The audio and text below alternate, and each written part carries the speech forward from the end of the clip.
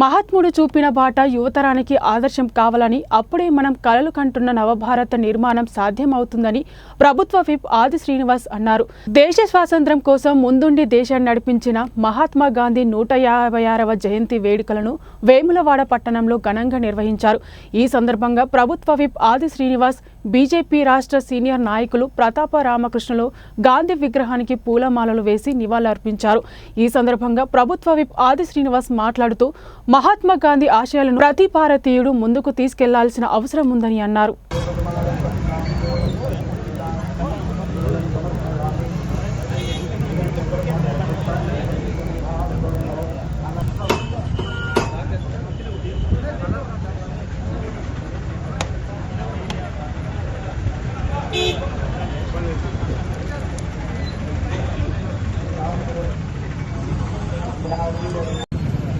మహాత్మా గాంధీ గారి జయంతి పర్వదిన సందర్భంగా వారి విగ్రహానికి ఘనంగా పూలమాలను సమర్పించి వారు చేసినటువంటి సేవలను ఈ తరానికి స్ఫూర్తిగా చెప్పుకోవడానికి రాష్ట్ర ప్రభుత్వ పక్షాన కానీ దేశ ప్రభుత్వ పక్షాన కానీ అన్ని పక్షాలు, అన్ని వర్గాల ప్రజలు కూడా మహాత్మా గాంధీ గారి పోరాట స్ఫూర్తిని ఆనాడు బ్రిటిష్ పరిపాలకుల చేతుల్లో ఈ దేశ ప్రజానీకం వివక్షకు లోనవుతున్నప్పుడు మనకు స్వాతంత్రం రావాలని చెప్పిన ఒక ఆలోచనలో ప్రజల పక్షాన నాయకత్వం వహించి అనేక ఉద్యమాలను నడిపి బ్రిటిష్ పరిపాలకులు గడగల్లాడించి మనకు స్వాతంత్రం తీసుకొచ్చినటువంటి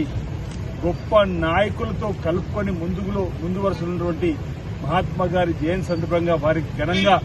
నివాళులు అర్పిస్తూ వారి ఆలోచన, వారి యొక్క సంకల్ప బలాన్ని తీసుకొని ప్రతి ఒక్కరు కూడా ముందుకు పోల్చినటువంటి అవసరం ఉందనే భావన సందర్భంగా నేను వ్యక్తం చేస్తూ మహాత్మా గాంధీ జయంతి సందర్భంగా వేములవాడ పట్టణంలో ఆర్య వైశ్య కుల సోదరులతో పాటు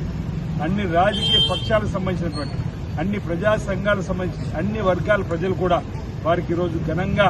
నివాళులు అర్పిస్తున్న సందర్భంలో మరి ఈ సందర్భంగా ఇదే నివాళులు అర్పిస్తూ